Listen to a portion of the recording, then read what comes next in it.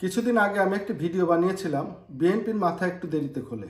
এখন আপনারা বিএনপির মহাসচিব মির্জা ফখরুল ইসলাম আলমগীর সাহেবের কথাগুলো বিশ্লেষণ করলেই আমার কথার সত্যতা খুঁজে পাবেন যে আসলেই বিএনপির মাথা একটু দেরিতে খোলে।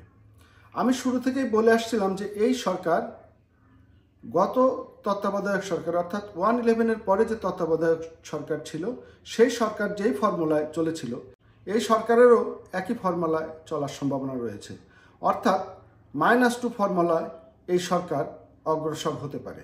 -2 ফর্মুলা মানে কিন্তু এই দেশে আওয়ামী লীগ এবং বিএনপি, অন্যান্য রাজনৈতিক দলকে এখন পর্যন্ত এই দেশে গণনায় ধরা হয় না। এদেশে দুইটা রাজনৈতিক দলকেই মানুষ গণনায় ধরে বা হিসাবে ধরে, সেটা হলো বাংলাদেশ আওয়ামী লীগ এবং বিএনপি। আমি 5ই আগস্ট যখন ইউনূস সাহেবকে এই অন্তর্বর্তীকালীন সরকার বা প্রশাসনিক সরকারের প্রধান করার জন্য কিছু আবাল সমন্বয়ক যখন দাবি তুলল, আমি তখন আশ্চর্যান্বিত হয়েছিলাম যে বিএনপি এটা কি করে মেনে নিচ্ছে। ইউনূস সাহেব বাংলাদেশের রাজনীতিতে আসার জন্যে, বাংলাদেশের রাষ্ট্রীয় ক্ষমতায় আসার জন্যে তিনি কিন্তু আজ থেকে চেষ্টা করছিলেন না। তিনি রাজনৈতিক দল গঠন করে রাজনীতিতে আসার চেষ্টা করেছেন, পারেন নাই। তিনি বিভিন্ন কায়দা কৌশল করে বাংলাদেশের সরকারের দায়িত্ব নেওয়ার চেষ্টা করেছেন, পারেন নাই। সর্বশেষ তিনি পথ বেছে নিয়েছেন ষড়যন্ত্রের। টাকা, বিনিয়োগ, জামাতি, যুদ্ধাপরাধী, আইএস সকল কিছু সমন্বয় করে ডক্টর ইউনূস এই ষড়যন্ত্র করেছে, যেই ষড়যন্ত্রে সে 5ই আগস্ট সফল হয়েছে। 5ই আগস্ট যখন ইউনূস সাহেবকে এই প্রশাসনিক বা তত্ত্বাবধায়ক সরকারের প্রধান করার জন্য প্রস্তাব দেওয়া হলো, তখনই বিএনপির উচিত ছিল এই বিষয়টি কনসিডারেশনে নেওয়া, কিন্তু বিএনপি সেটা পারে নাই। বিএনপি পারে নাই ইউনূস সাহেবকে জাজ করতে। ইউনূস কোথা থেকে এসেছে, ইউনূস কি চায়, অতীতে ইউনূসের কার্যকলাপ কি, এই বিষয়গুলো যদি বিএনপি একসাথে মিলিয়ে চিন্তা করত, তাহলে বিএনপি কোনোদিনই ইউনূস সাহেবকে সরকারের প্রধান হিসাবে মেনে নিত না।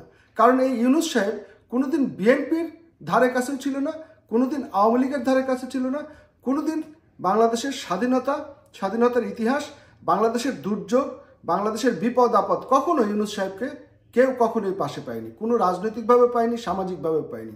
সে যেটা করেছে, সে ব্যস্ত ছিল তার সুদের ব্যবসা নিয়ে, সে ব্যস্ত ছিল নোবেল কিভাবে নেওয়া যায় তদবির করে, কিভাবে সমাজে একটা অবস্থান তৈরি করা যায়। লেখাপড়া শেষে সে চেষ্টা করেছে ডক্টরেট ডিগ্রি নিয়ে সে সমাজে একটা কিছু হবে। সেটা যখন অর্জন হয়েছে তখন সে সুদের ব্যবসায় মনোনিবেশ করেছে। সুদের ব্যবসায় যখন সে সফল হয়েছে, তার যখন কোটি কোটি টাকা হয়েছে, তখন সে চিন্তা করেছে আরও কিভাবে নাম কামানো যায়। তখন সে চেষ্টা করেছে নোবেল নেওয়ার জন্য এবং সেখানে সে তদবির করে নোবেল নিতে সফল হয়েছে। তারপরে সে চেষ্টা করেছে কিভাবে বাংলাদেশের রাষ্ট্রীয় ক্ষমতায় আসা যায়, যেটা সে তার রাজনৈতিক দল গঠনের মধ্যে দিয়ে প্রমাণ করেছে। পরবর্তীতে যখন দেখেছে যে না, তাকে রাজনৈতিক নেতা হিসেবে এই দেশের মানুষ খাবে না, এই দেশের মানুষ আওয়ামী লীগ এবং বিএনপির আদর্শে বিশ্বাসী, যার কারণে তার সেই রাজনৈতিক দল কিন্তু সফল হয়নি, রাজনৈতিক কর্মকাণ্ড সফল হয়নি। অর্থাৎ একজন লোক যখন কারো কোনো কিছুতেই নাই, ইউনূস সাহেব কিন্তু ভালোর দিনেও ছিল না, খারাপের দিনেও ছিল না। আমাদের স্বাধীনতা যুদ্ধে নাই, 90-এর গণঅভ্যুত্থানে নাই। এমনকি দেখেন যে দেশে যখন বড় বড় দুর্যোগ হয়েছে, বন্যা হয়েছে, ঘূর্ণিঝড় হয়েছে, আপনারা ইউনূস সাহেবকে দেখেছেন? কখনোই দেখেন নাই। তাহলে কেন বিএনপি এই ইউনূস সাহেবকে তত্ত্বাবধায়ক সরকারের প্রধান হিসাবে মেনে নিয়েছে? এটা ছিল বিএনপির রাজনৈতিকভাবে সবচেয়ে বড় পরাজয় এবং সেটার খেসারত বিএনপিকে দিতে হবে। আজকে বিএনপি মহাসচিব মির্জা আলমগীর সাহেব বলেছেন আওয়ামী লীগকে নিষিদ্ধ করা যাবে না, আওয়ামী লীগ একটি বৃহৎ সংগঠন, আওয়ামী লীগ নির্বাচনে আসবে। হ্যাঁ ভাই, আওয়ামী লীগ অবশ্যই নির্বাচনে আসবে। আওয়ামী লীগ এই ভুল কোনোদিন করবে না। আওয়ামী লীগ এই দেশে একটা হাতি যদি শুয়েও থাকে তাহলে ছাগল বিড়ালের চেয়ে অনেক বড়। আওয়ামী লীগ একমাত্র বিবেচনা করে রাজনৈতিক দল হিসাবে বিএনপিকে তাদের মোকাবেলা করতে হবে।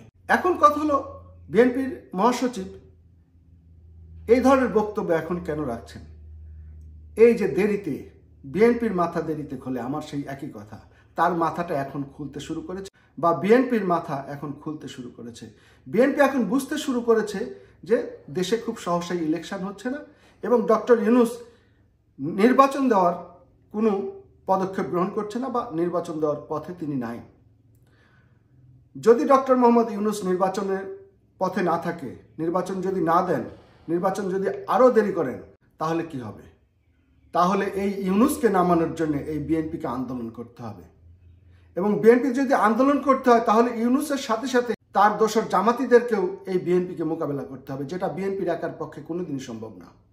বিএনপি জামাতকে মোকাবেলা করার ক্ষমতা রাখে না। জামাত এবং ইউনূসকে মোকাবেলা করতে হলে বিএনপির সাথে আওয়ামী লীগের লাগবে। যেই চিন্তা আওয়ামী বিরোধীরা করছিলেন, আপনাদের সেই চিন্তা সফল হচ্ছে না। আওয়ামী লীগ আবার রাজনীতির মাঠে আসছে, বীরদর্পে আসছে, এবং আওয়ামী লীগ যদি বাংলাদেশের রাজনীতির মাঠে থাকে, তাহলে আওয়ামী লীগ সফল হবে, এটাই সত্য।